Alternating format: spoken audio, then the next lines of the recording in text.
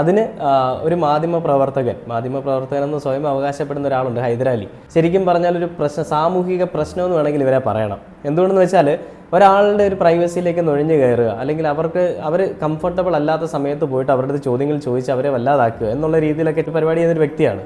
ലാലേട്ടനൊക്കെ ഊക്കി വിട്ടൊരു വ്യക്തിയാണ് ഹൈദരാലി. അപ്പോൾ അങ്ങനെ ഒരു വ്യക്തി ഈ ഒരു വലിയൊരു ഗവേഷണം അങ്ങ് നടത്തി. ഉണ്ണിമുകുന്ദൻ്റെ ഈ പ്രശ്നങ്ങൾക്ക് ശേഷം ടെലിഫോൺ സംഭാഷണം നമ്മൾ കണ്ടു.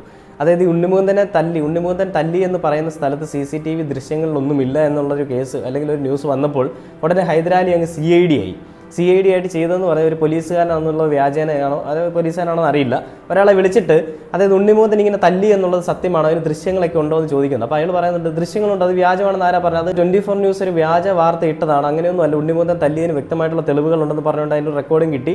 അത് ഹൈദരാലി എടുത്തങ്ങ് പോസ്റ്റ് ചെയ്തു. അപ്പോൾ അതിനുള്ള മറുപടിയും ഉണ്ണിമുകുന്ദൻ അവിടെ കൊടുക്കുന്നുണ്ട്. ഒരു വ്യക്തിയെ അയാൾ സ്വന്തമായിട്ട് അയാളുടെ കരിയറിൽ അയാൾ എവിടെയെങ്കിലും എത്തിച്ചേർന്ന്